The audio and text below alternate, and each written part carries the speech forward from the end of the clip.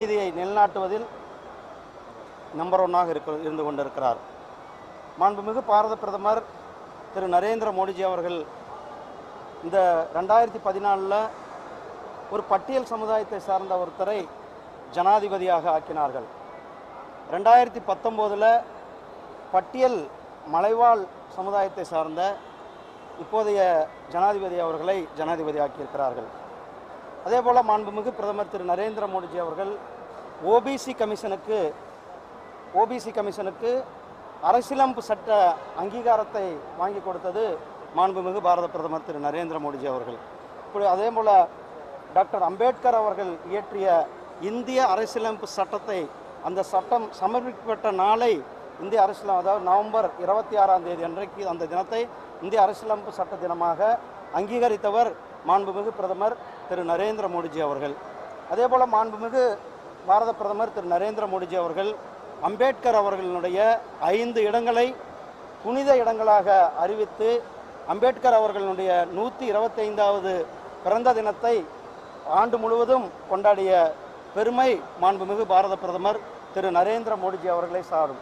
அதில் இன்னும் ஒரு படியாக சென்று இன்றைக்கு சமூக நீதியை நிலைநிறுத்தும் விதமாக இந்த லேட்ரல் என்ட்ரி என்று சொல்லக்கூடிய அந்த ஜாயிண்ட் செக்ரட்டரிஸ் ரெக்ரூட்மெண்ட்டை உடனடியாக அதை நிறுத்தி வைக்க வேண்டும் என்று யூபிஎஸ்சிக்கு அதனுடைய அமைச்சர் திரு மரியாதைக்குரிய திரு ஜிதேந்திர சிங் அவர்கள் கடிதம் எழுதியவுடன் யூபிஎஸ்சி அவர்களை அதை நிறுத்தியதன் மூலம் சமூக நீதிக்கினுடைய காவலராக, சமூக நீதியை போற்றும் தலைவராக மாண்புமிகு பிரதமர் திரு நரேந்திர மோடிஜி அவர்கள் இருந்து கொண்டிருக்கிறார்.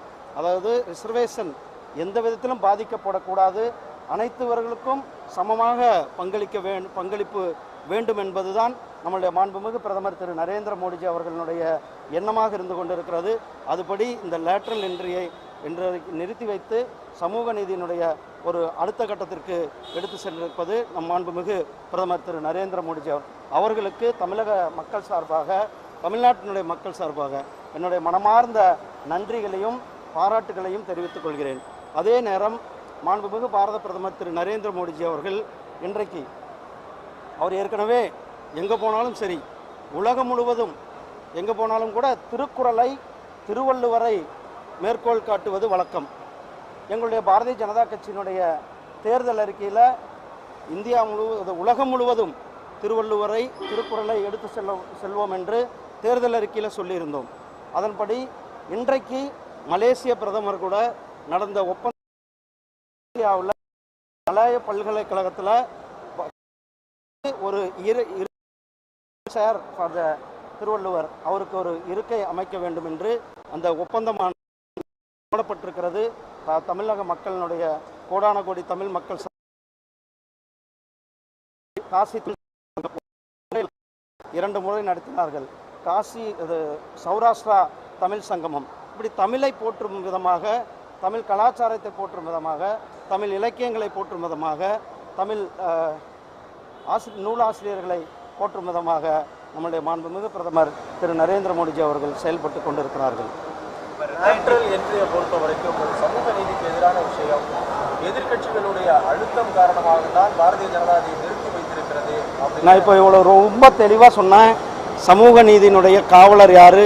உண்மையான சமூக நீதியை பாதுகாப்பது மாண்புமிகு பிரதமர் திரு நரேந்திர மோடிஜி அவர்கள்.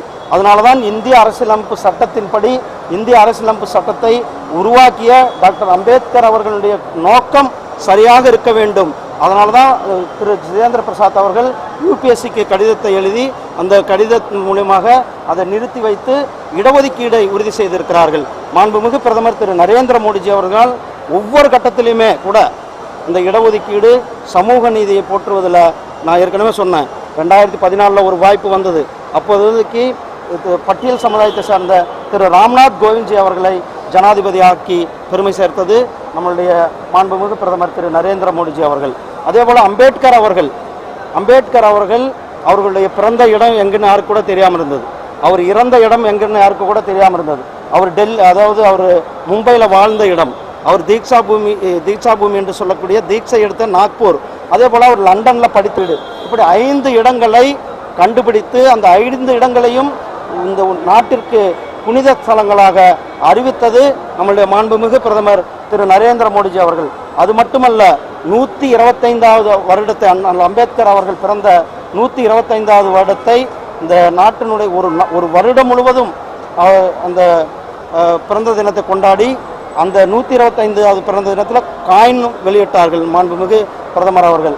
இதில் சோசியல் ஜஸ்டிஸினுடைய அடிப்படை தத்துவம் பெறாமல் சோசியல் ஜஸ்டிஸை இன்னும் அதிகமாக எடுத்து செல்வதற்கு இன்றைக்கு இந்த லேட்டரல் என்ட்ரியை அவர் நிராகரித்திருக்கிறார். ஏற்கனவே 2020 நடத்தப்பட வேண்டும்.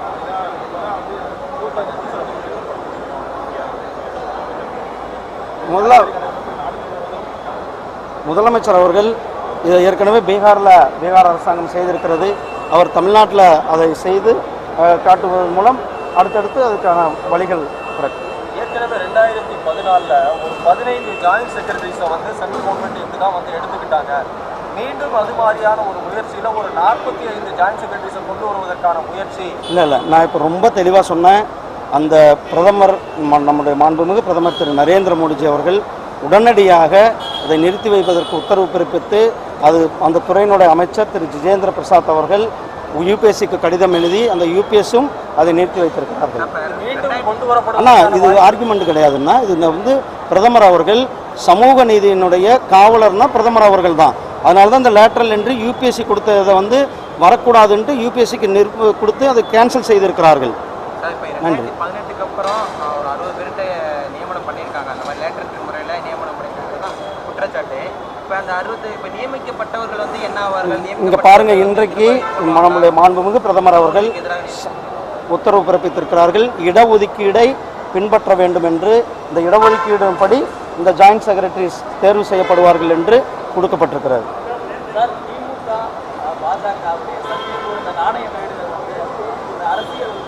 இது அரசியங்க ஒரு ஒரு ஒரு ஒரு ஒரு மத்திய அரசாங்கத்தினுடைய அமைச்சர் ஒரு மாநில அரசாங்கத்தினுடைய நிகழ்ச்சியில் கலந்து கொள்வதை நாம் அரசியலாக பார்க்கக்கூடாது என்பதுதான் என்னுடைய. தொடர்ந்து அதிமுகவினர் பாஜக விமர்சிச்சுக்கிட்டே வராங்க.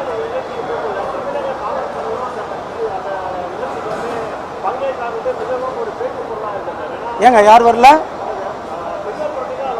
வந்திருந்தாருங்க, முன்னாடி தானே உட்கார்ந்தாரு. எங்க இவருக்கு பக்கத்துல தானே உட்கார்ந்தாரு தலைவர். இதெல்லாம் நீங்க ஆர்குமெண்ட், அதாவது இது ஒரு சிம்பிளா கடந்து போக வேண்டிய விஷயம்.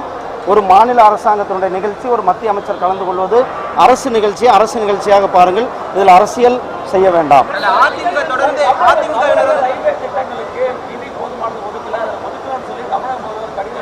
2009 2014 வரலும் ஒதுக்கப்பட்ட நிதி வெறும் 800 கோடி ரூபாய். போன நிதியாண்டில் மட்டுமே கிட்டத்தட்ட 6000 கோடி ரூபாய்.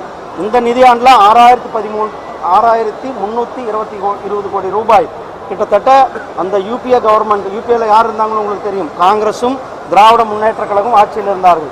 அதை விட 7 மடங்கு நிதியானது இந்த நிதியாண்டில் கொடுக்கப்பட்டிருக்கிறது. புதிய ரயில் பாதை திட்டங்களுக்கான நிதி மொத்தமாக குறைக்கப்பட்டிருக்கு அப்படிங்கிறத முதலமைச்சர் குற்றச்சாட்டு. இடைக்கால பட்ஜெட்டில் கொடுக்கப்பட்ட நிதியோட கிட்டத்தட்ட ஒரு 900 கோடி கொடுத்துட்டு 300 கோடியாக குறைச்சிருக்காங்கிறது தான் வேலை செய்ய தாங்க நிதி கொடுப்பாங்க.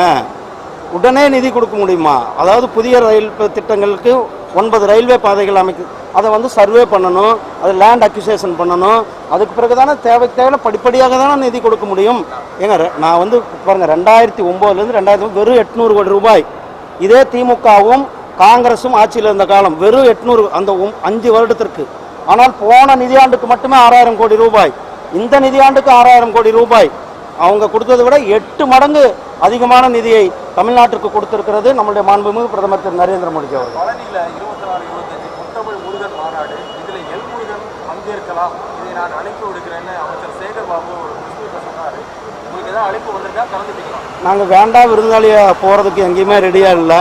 முறையான அழைப்புதல் வந்தால் அரசாங்க நிகழ்ச்சியாக இருக்கும் பட்சத்தில் அதை பற்றி பரிசீலிப்போம். அதிமுக தொடர்ந்து திமுகவை பாஜகவை கூட்டணின்னு சொல்றது நிறுவ பார்க்கறதுக்கு என்ன காரணமாக இருக்குன்னு நீங்கள் நினைக்கிறீங்க?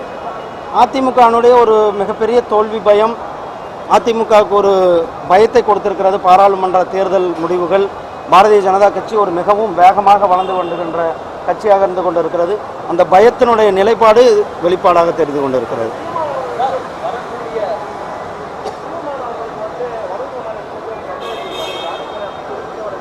அண்ணா இது நீங்கள் லோக்கல் ஒரு மத்திய அமைச்சருக்கு கேட்குற கேள்வியாது.